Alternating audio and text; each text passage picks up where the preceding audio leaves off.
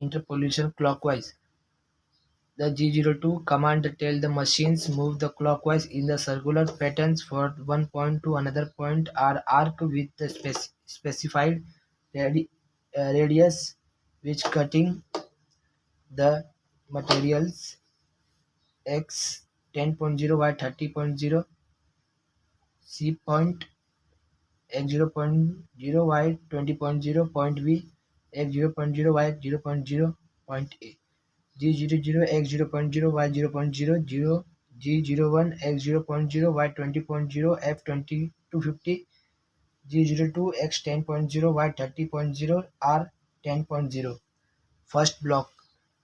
First block rapidly position the work table to the x 0.0 y 0.0 block. Second block move the work table from x 0.0 y 0.0 x 0.0 y